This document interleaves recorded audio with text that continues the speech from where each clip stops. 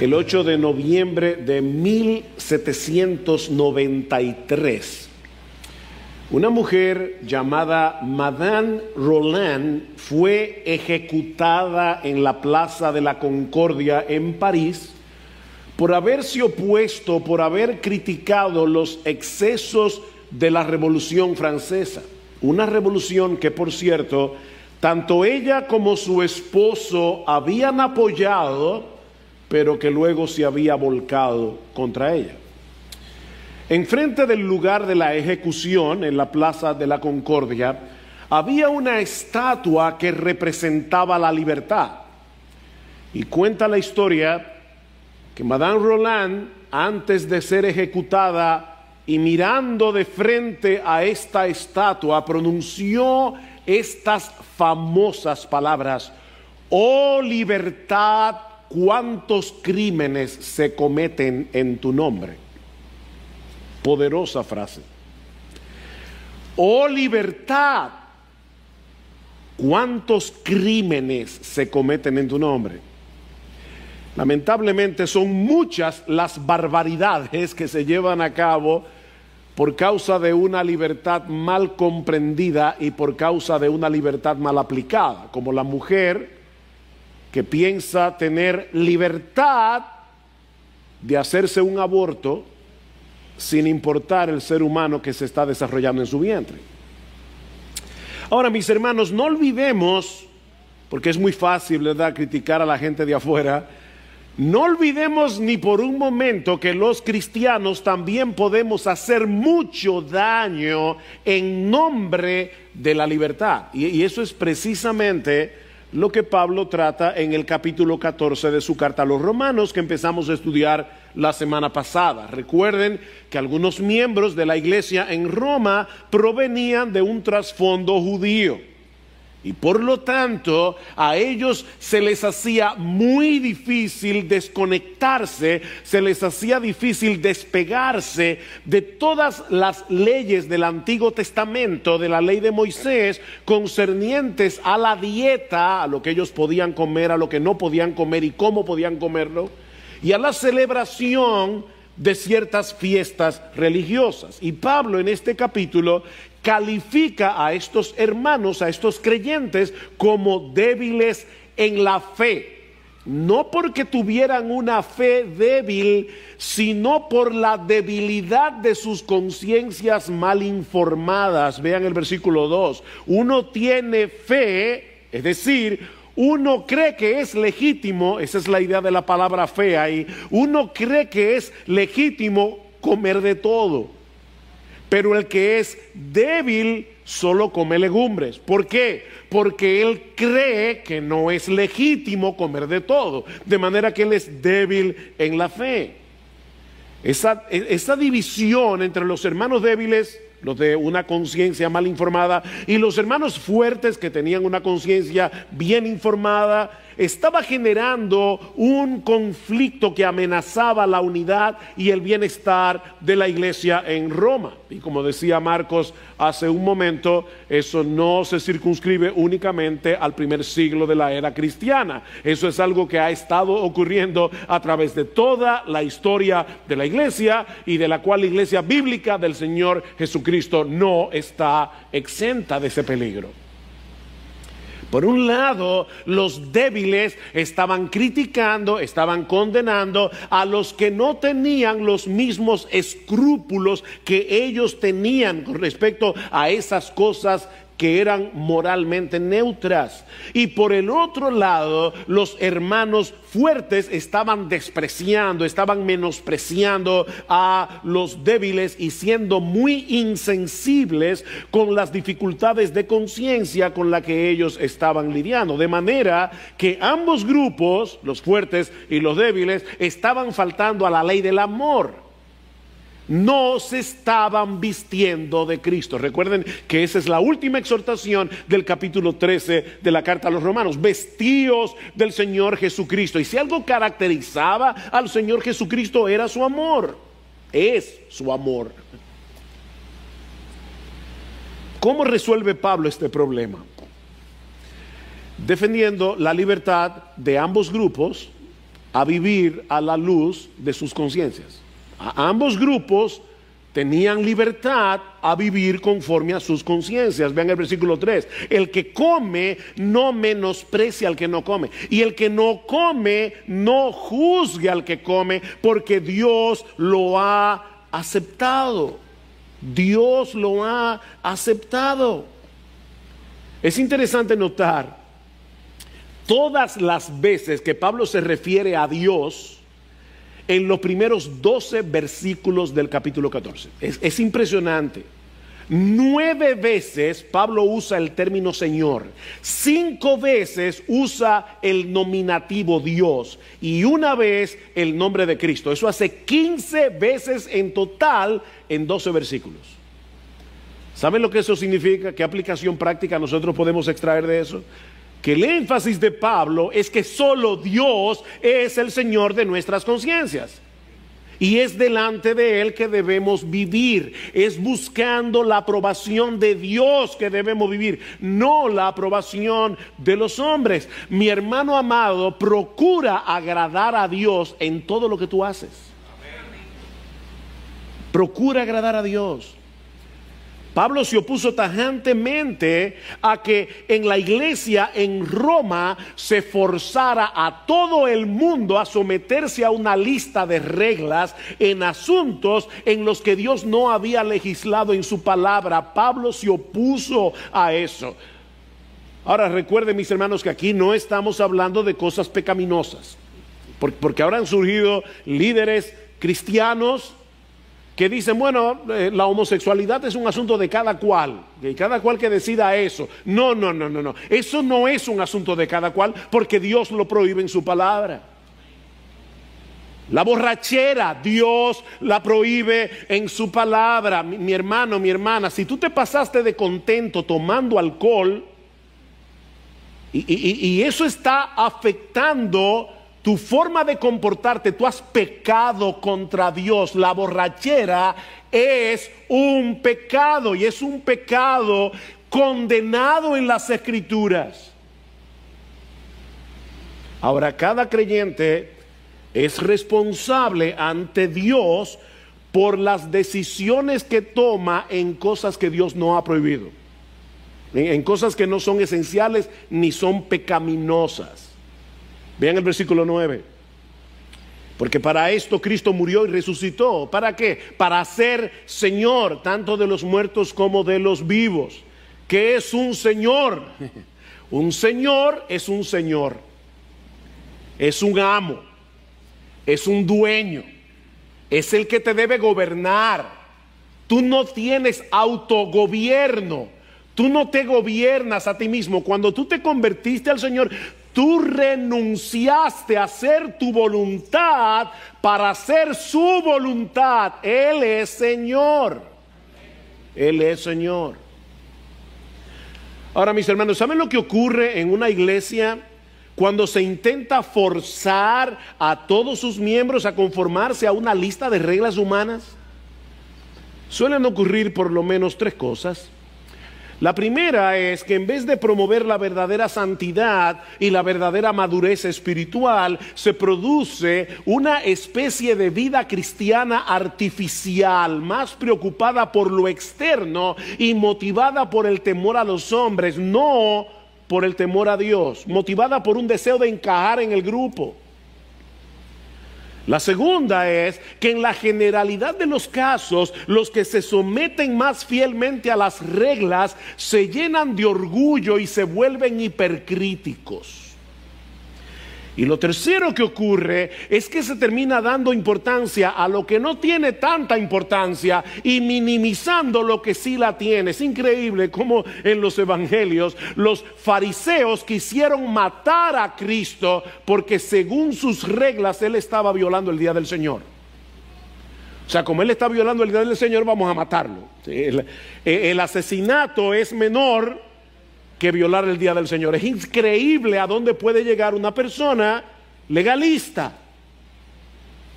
Legalista se ocupa de muchas cosas externas, pero por ejemplo, normalmente los legalistas son unos chismosos. Y resulta que el chisme es fuertemente condenado en la Biblia. Solamente tienes que leer el libro de Proverbios. Pero al legalista no le importa chismear, siempre y cuando se conforme con sus listas externas. Ahora, mis hermanos, ¿significa eso que yo puedo disfrutar de mi libertad cristiana y olvidarme por completo de lo que mi conducta está produciendo en otros? Por supuesto que no.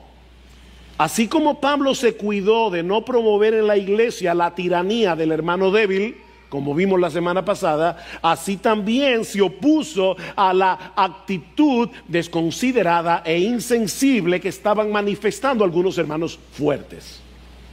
Y eso es precisamente lo que nosotros vamos a considerar en la mañana de hoy: el ejercicio de la libertad dentro del marco del amor.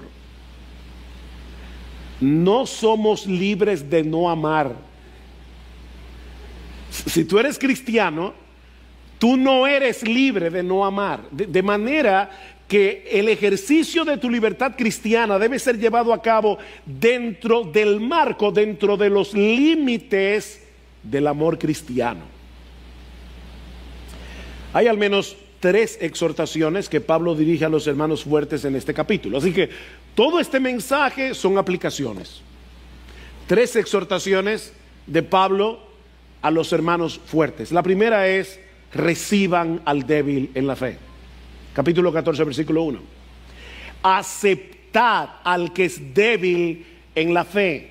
Acéptenlo, recíbanlo. Esta palabra significa darle una bienvenida de corazón. No es tolerarlos a regañadientes en la iglesia. No, hermanos.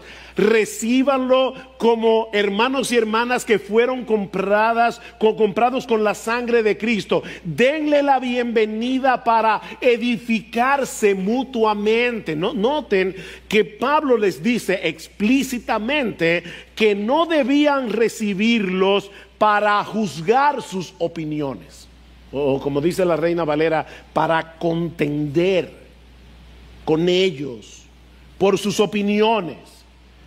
No, mis hermanos, esa actitud de condenarse mutuamente tiene que cesar de inmediato en la iglesia.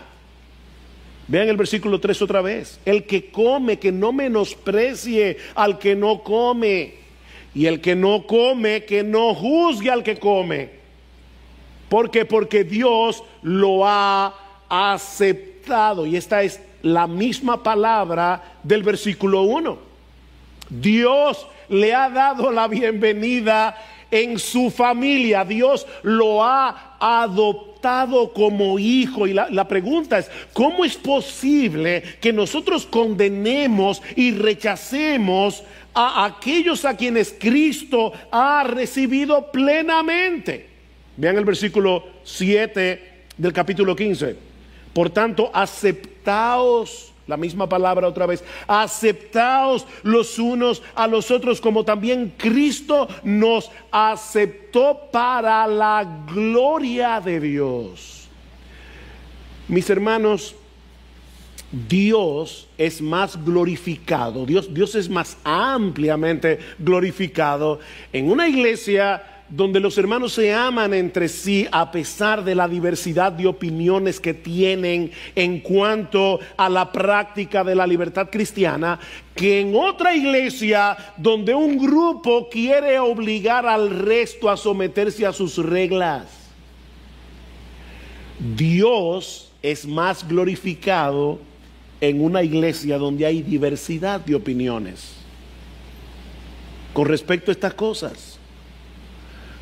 Por supuesto que los hermanos débiles debían seguir avanzando hacia una conciencia mejor informada, y los fuertes deberían desear eso. Pero ¿saben qué, mis hermanos? Eso no sucede en un clima de intolerancia. Eso no sucede que los hermanos débiles avancen en sus conciencias para tener conciencias mejor informadas en un clima de intolerancia y discusiones inútiles. Tenemos que tener paciencia y esperar que todos sigan avanzando hacia la madurez en Cristo. Eso es lo que Pablo dice en Efesios capítulo 4, versículo 13 al 15. Dios ha dado pastores y maestros. ¿Para qué? A fin de perfeccionar a los santos, a todos los santos, para que hagan la obra del ministerio, hasta que todos lleguemos a la unidad de la fe y del conocimiento del Hijo de Dios, a la medida del varón perfecto que es Cristo. ¿Cómo hacemos eso? Dice Pablo en el versículo 15, hablando la verdad en amor. Hablando la verdad en amor unos con otros.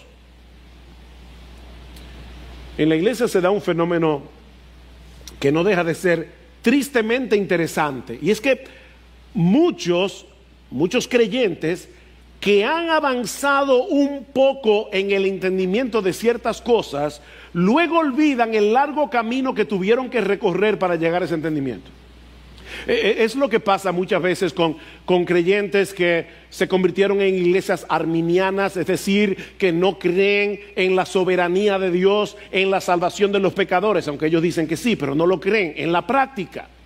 Entonces estos creyentes que vienen de iglesias que no creen en la soberanía de Dios absoluta, en la salvación de los pecadores, de repente comienzan a entender que Dios es soberano. De repente entienden las doctrinas de la gracia, la doctrina de la depravación total, la doctrina de la elección incondicional, de la perseverancia final de los santos y todo eso, y entonces comienzan a tratar a los arminianos con dureza.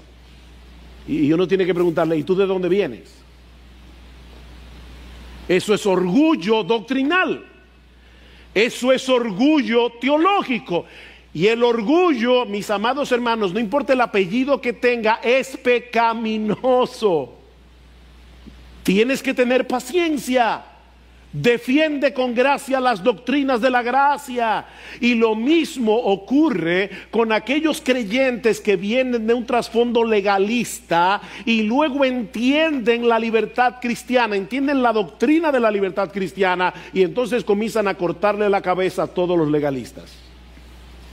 Mire, déjenme decirles algo. Una de las cosas por la que esta iglesia tiene que pedir perdón es porque en sus primeros años nosotros fuimos con buena intención una iglesia bastante legalista. Y de hecho no es que tenemos que pedir perdón, es que nosotros hemos pedido perdón. Porque nosotros éramos no solamente una iglesia legalista, sino también una iglesia que le cortaba la cabeza a todo el que no pensaba como ella.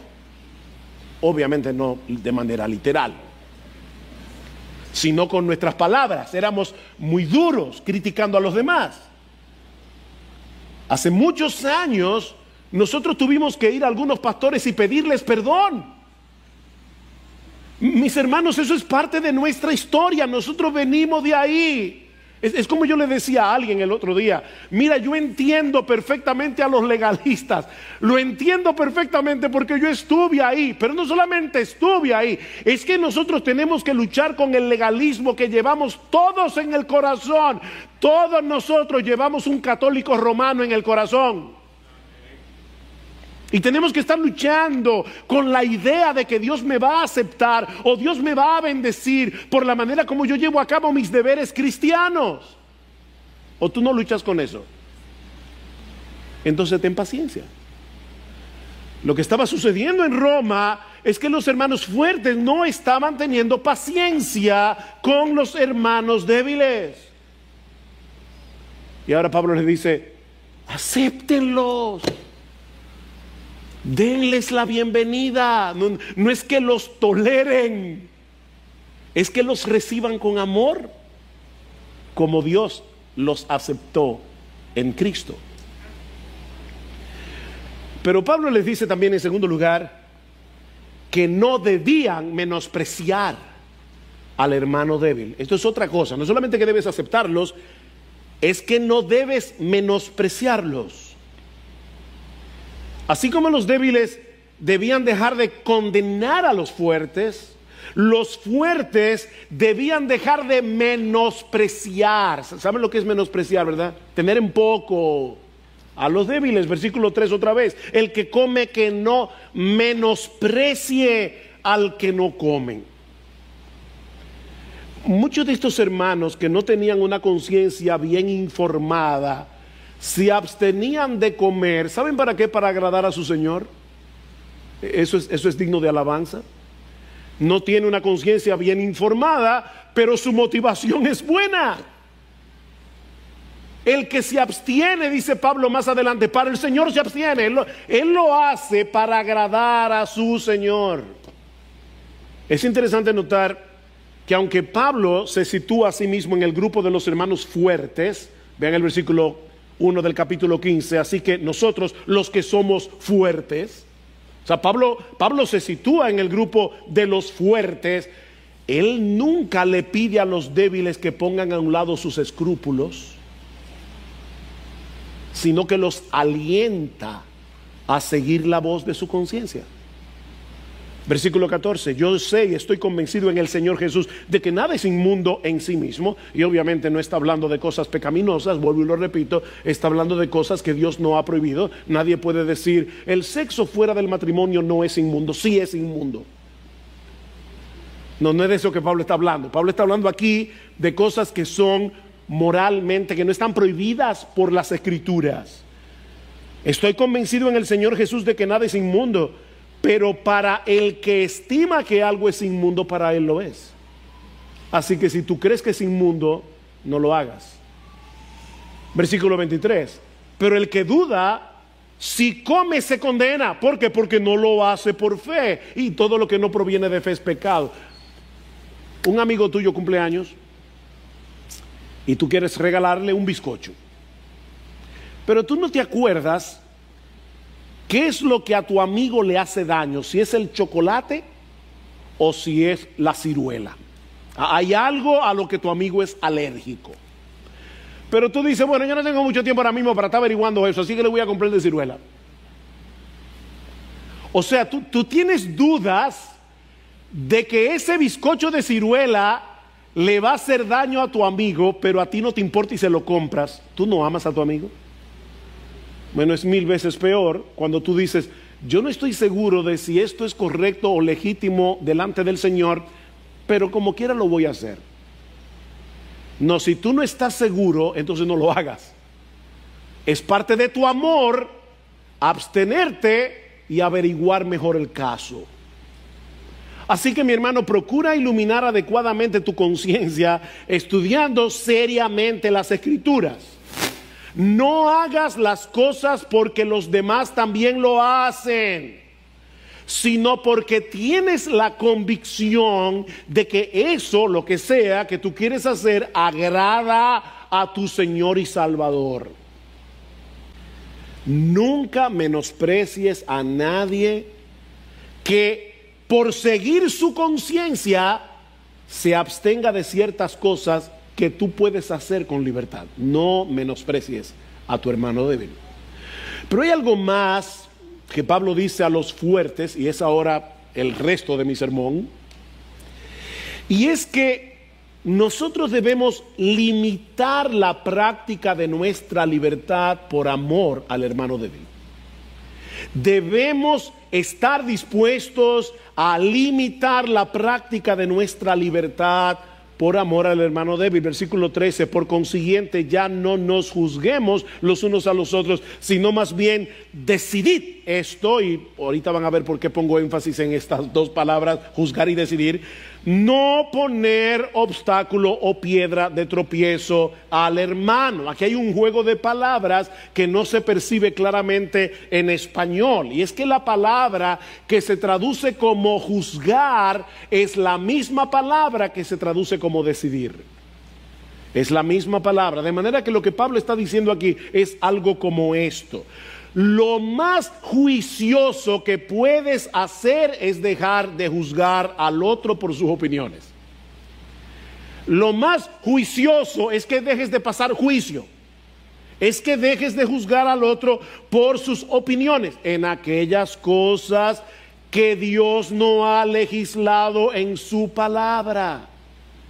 Lo más juicioso, dice Pablo, es que dejes de juzgar y hagas todo lo que esté a tu alcance para que el otro no tropiece por causa de lo que nosotros hacemos en nuestra libertad. Versículo 14, yo sé y estoy convencido en el Señor Jesús de que nada es inmundo en sí mismo, pero para el que estima que algo es inmundo, para él lo es. A mí me encanta la sabiduría con la que Pablo está tratando un asunto tan delicado. Por un lado, él le da la razón al fuerte, ¿se dieron cuenta? En una forma muy sutil, él está diciendo, es que el fuerte tiene razón, en que comer carne en sí mismo no es inmundo. Que la única forma de agradar a Dios no es comiendo legumbres. De hecho, en 1 Corintios Pablo dice, mira mi hermano, de todo lo que se vende en la carnicería, compra y come sin preguntar nada por motivo de conciencia. Así que de una forma muy inteligente, Pablo está diciendo los fuertes tienen razón en cuanto al tema de la libertad cristiana. Pero al mismo tiempo Pablo quiere hacer consciente a los débiles de que no todos en la iglesia tienen el mismo grado de madurez. Y por lo tanto, nosotros tenemos que ser cuidadosos en la práctica de nuestra libertad. Ahora, pregunta que probablemente está en la mente de algunos de ustedes. ¿Significa eso que los hermanos fuertes tienen que abstenerse de todo lo que puede ser un problema para el hermano débil? Miren, hermanos, esta pregunta es crucial para este tema. Como vimos el domingo pasado, Pablo quiere proteger al hermano débil, pero al mismo tiempo quiere cuidar a la iglesia de no caer en la tiranía del hermano débil. Pablo no quiere una iglesia legalista. Si dejamos de hacer todo aquello que algún hermano en Cristo pueda considerar como objetable o dudoso, terminaremos dejando que sean los hermanos débiles los que tracen la pauta en la iglesia de lo que se puede y no se puede hacer. Eso es la tiranía del hermano débil. ¿Se dan cuenta del problema? Me interesa, hermanos, que podamos ver esto, porque yo sé que puede ser enredado, puede ser sutil. Mi pregunta es, déjeme replantearlo de otra manera. ¿Cómo podemos preservar la libertad cristiana en la iglesia si nos abstenemos de todas las cosas que los cristianos débiles objetan y censuran? Mis hermanos, lo que Pablo está advirtiendo al fuerte aquí es que tenga cuidado de que la práctica de su libertad cristiana no lleve al hermano débil a pecar. No se trata simplemente de, yo creo que las mujeres no deben usar aretes. Bueno, mira, hermana, de ahora en adelante en esta iglesia las mujeres no pueden usar aretes porque hay algunas hermanas débiles que piensan que eso es pecaminoso. No, porque eso es una tiranía. Esa es la tiranía del hermano débil. Ese no es el punto que Pablo está tratando aquí. Vean otra vez el versículo 13, porque hay dos palabras, dos frases aquí muy importantes para resolver este dilema. Por consiguiente, ya no nos juzguemos los unos a los otros, sino más bien decidid, y aquí están las dos frases clave, no poner obstáculo, Reina Valera dice tropiezo, o piedra de tropiezo, Reina Valera dice ocasión de caer al hermano débil. ¿Cuál es el punto aquí? La palabra que se traduce como obstáculo en la Biblia de las Américas o tropiezo en la Reina Valera aparece solo 6 veces en el Nuevo Testamento. 3 de esas veces aplicadas al Señor Jesucristo. Cristo fue una piedra de tropiezo para los judíos, ¿no es así? Porque Él no era el tipo de Mesías que ellos estaban esperando. Así que Cristo fue una piedra de tropiezo. Lo que quiere decir, mis hermanos, que no siempre la culpa del tropiezo recae en aquel que es piedra de tropiezo. Porque Cristo fue piedra de tropiezo y Él no cometió ningún pecado. ¿Se entendió eso? No siempre el tropiezo es culpa del que pone la piedra de tropiezo. Cristo fue piedra de tropiezo.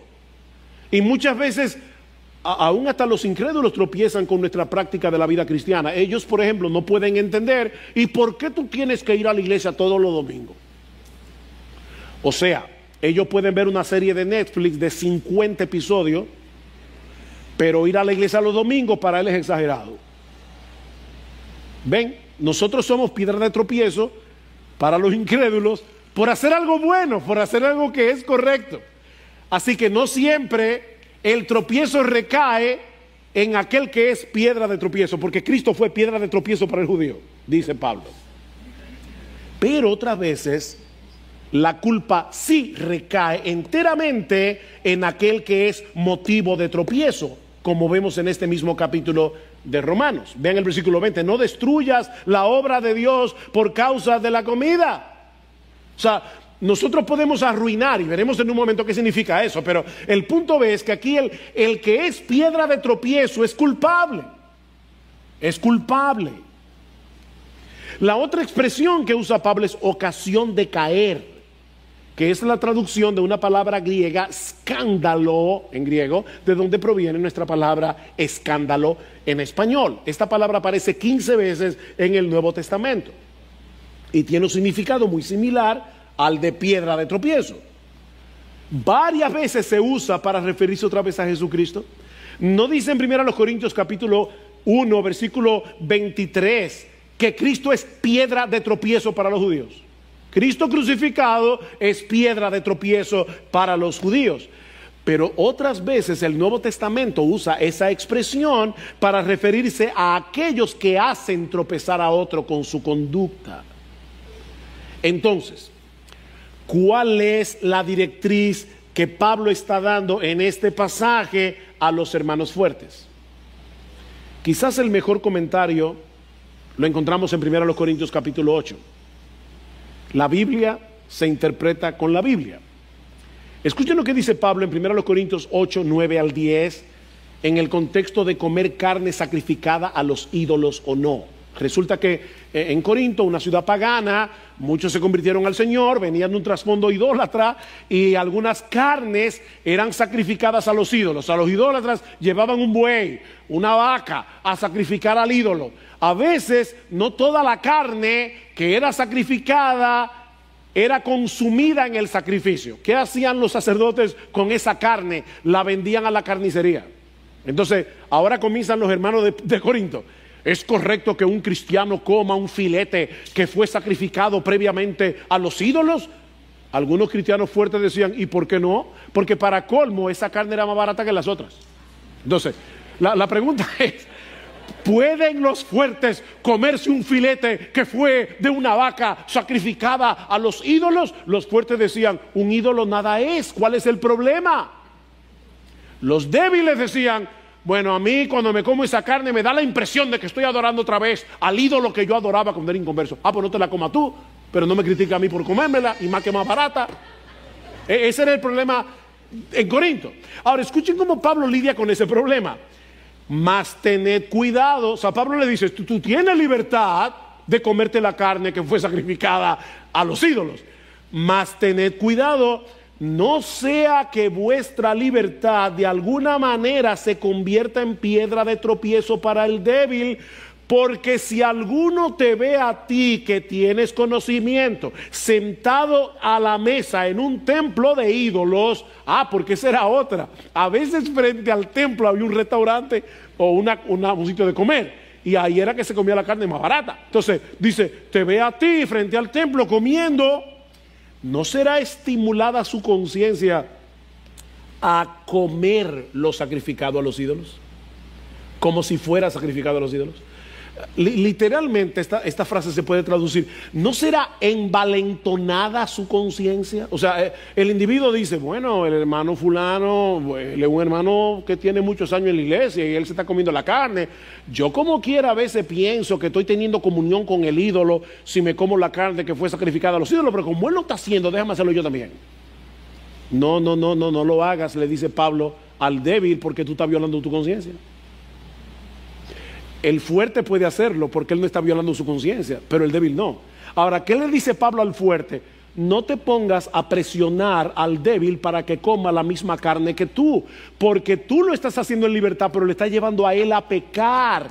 Eso es lo que Pablo está tratando de evitar en Romanos 14.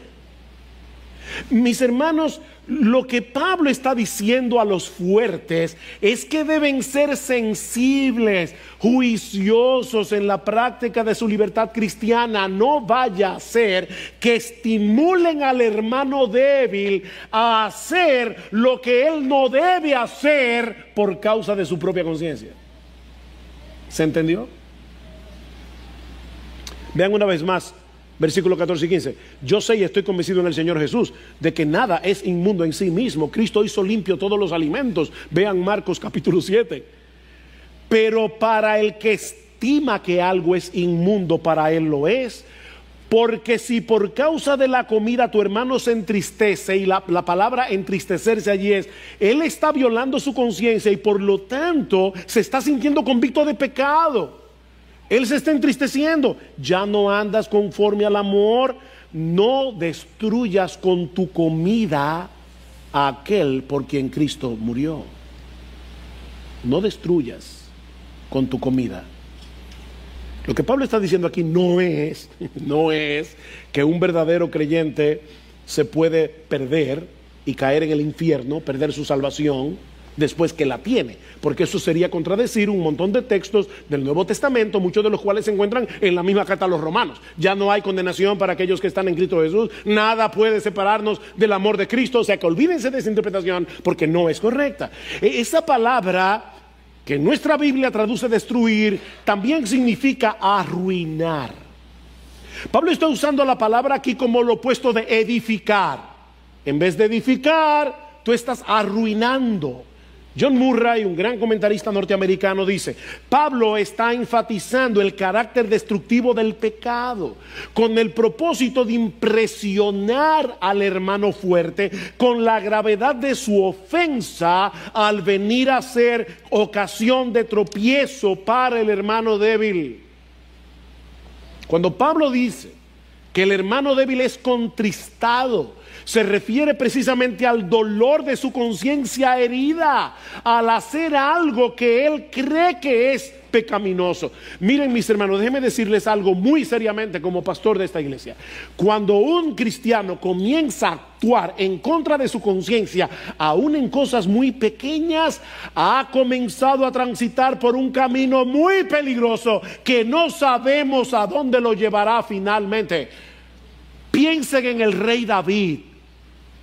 David está escondido en la cueva. Saúl entra a hacer sus necesidades y los que están con David le dicen: esta es tu ocasión de matarlo. David no lo hace, pero le corta la punta del manto de Saúl y se sintió mal. David se sintió mal por haberle cortado la punta del manto. Y uno se pregunta cómo un individuo que en ese momento, escondido en la cueva, tenía una conciencia tan sensible, llegó a tomar la mujer de otro, a acostarse con ella y provocar indirectamente su asesinato. ¿Cómo David llegó ahí? Violando su conciencia. David ve a esta mujer bañándose. Lo primero que debió hacer era quitar la vista de inmediato, pero no lo hizo. Lo segundo fue preguntar por esa mujer. ¿Y quién es esa mujer? Y le responden, y yo creo que fue a propósito: ella es Betsabé, mujer de Urías Eteo. Ya se acabó el asunto. Está casada. Pero David la manda a llamar. No, es solamente para hablar con ella. Termina acostándose, embarazándola, y después quiere resolver el problema ocultando su pecado y matando a Urías. Increíble cómo el hombre conforme al corazón de Dios llegó ahí.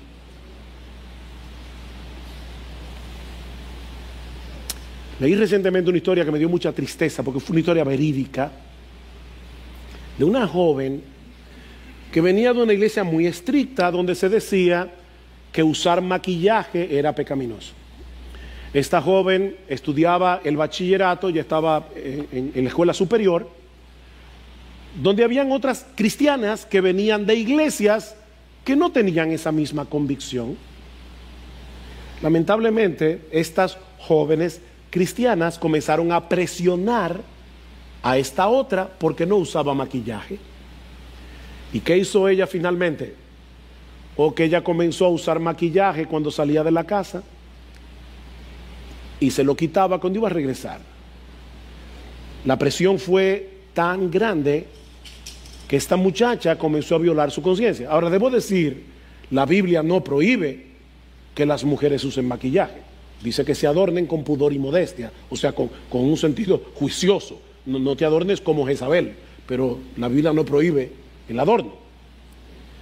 La persona que relata esta historia dice correctamente que esta muchacha estaba eligiendo la popularidad por encima de lo que ella entendía como su fidelidad a Dios.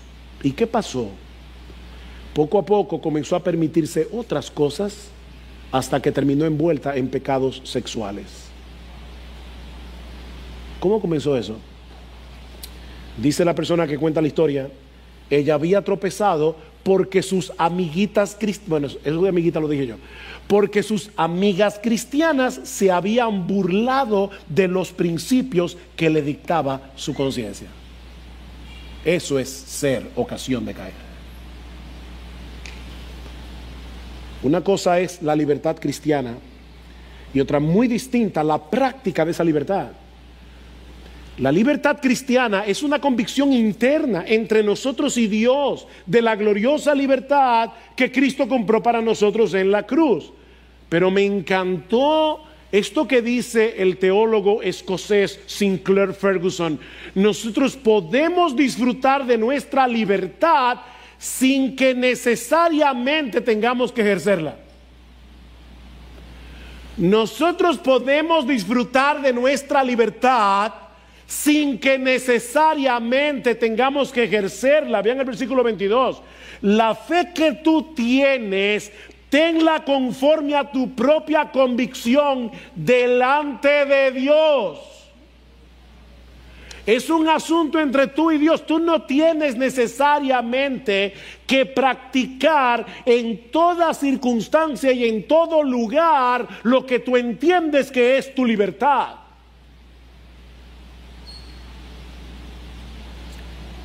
Dice Sinclair Ferguson, mira, si tú tienes que hacerlo, ya déjate de ser libre.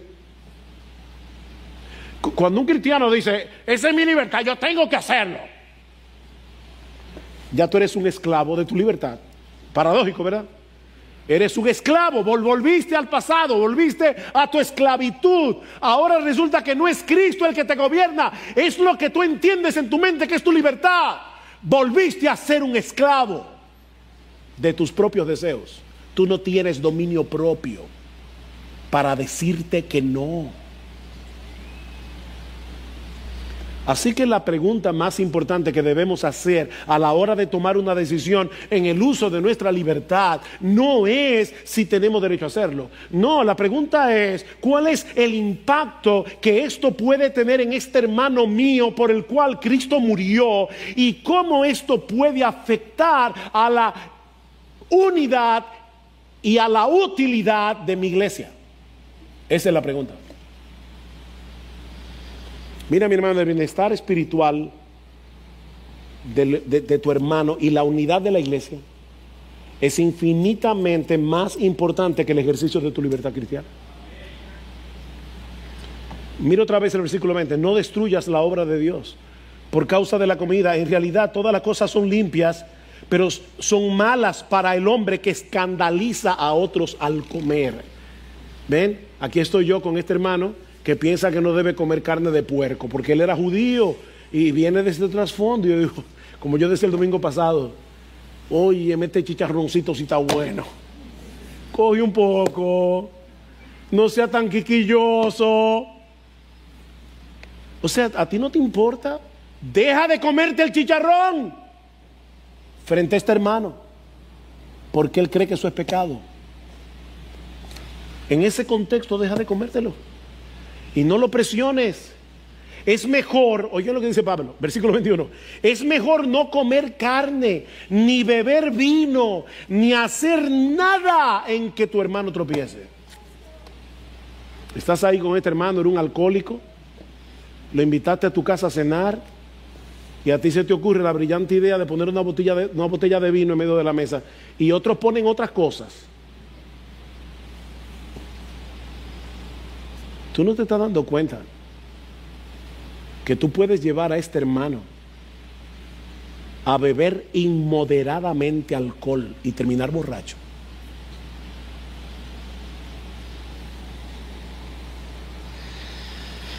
¿A qué se refiere Pablo cuando dice no destruyas la obra de Dios?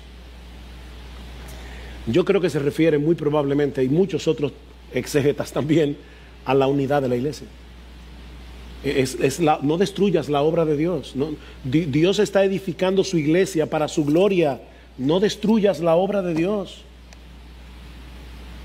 Pero no solo tenemos una cuota de culpa en el pecado del hermano débil, sino que al mismo tiempo provocaremos que la misma libertad que estamos tratando de defender venga a ser motivo de vituperio. Vituperio significa motivo de blasfemia, bien el versículo 16. Por tanto, no permitáis que se hable mal de lo que para vosotros es bueno. Cuando defendemos la práctica de nuestra libertad y no nos importa el impacto negativo que eso está teniendo en el ejercicio, en la vida, de hermanos débiles, ¿saben lo que va a pasar? Muy probablemente que algunos que nos están mirando rechacen esa misma libertad que estamos tratando de defender y comienzan a decir, tú ves, mira, eso es lo que ocurre en las iglesias donde no le ponen reglas claras a sus miembros. Fíjate, tú no te estás dando cuenta que tú estás pisoteando la libertad cristiana. En vez de defenderla, en vez de que se hable bien de tu libertad, estás destrozando la libertad. Cuando defendemos la práctica de nuestra libertad cristiana sin tomar en cuenta el impacto que esa práctica puede tener o en el hermano débil o en el mundo, estamos manifestando una escala de valores distorsionada. Versículo 17, porque el reino de Dios no es comida ni bebida, sino justicia, paz y gozo en el Espíritu Santo. ¿Qué es lo que Pablo está diciendo aquí? Esa es la única vez que Pablo menciona el reino de Dios en la carta a los Romanos. Así que es importante. Lo que Pablo está diciendo aquí es algo como esto: no es a través del uso de nuestra libertad que hacemos evidente el gobierno de Dios en nuestras vidas, que nosotros ya no somos gobernados por el diablo, que ya no somos gobernados por el pecado, que hemos sido trasladados del reino de las tinieblas al reino de su amado Hijo. No es a través del uso de nuestra libertad que nosotros manifestamos el gobierno, ese es el reino de Dios, el gobierno de Dios sobre nosotros, sino a través de una vida santa, a través de una convivencia pacífica y el gozo que tenemos en el Evangelio de Jesucristo, no en que yo puedo hacer esto, puedo hacer aquello. Amén. Y una vida santa, una convivencia pacífica y el verdadero gozo cristiano solo lo produce el Espíritu Santo. Tú estás andando en control del Espíritu cuando tú manifiestas una vida santa, convivencia pacífica y gozo en el Evangelio. Eso lo produce el Espíritu de Dios. Y ahora Pablo sigue diciendo, es parte de nuestro servicio a Cristo hacer un uso juicioso y considerado de nuestra libertad cristiana. Versículo 18, porque el que de esta manera sirve a Cristo es aceptable a Dios y aprobado por los hombres. Aprobado por los hombres. Así como el mal uso de nuestra libertad puede hacer que la iglesia cargue con el reproche de otros creyentes y del mundo, así también el uso juicioso de nuestra libertad provocará palabras de alabanza y de aprobación. Es lo que Pablo está diciendo en el versículo 18. ¿Qué debemos hacer entonces? Versículo 19. Así que procuremos lo que contribuye a la paz y a la edificación mutua. Esta palabra que Pablo usa aquí puede ser traducida también como perseguir. Perseguir, busquen afanosamente todo aquello que contribuye a la paz y a la mutua edificación. Fuertes y débiles, persigan la paz y la edificación en la iglesia. Si una iglesia tiene un sano ministerio de enseñanza desde el púlpito, ¿saben lo que va a suceder? Que los débiles tendrán una conciencia cada vez mejor informada. Pero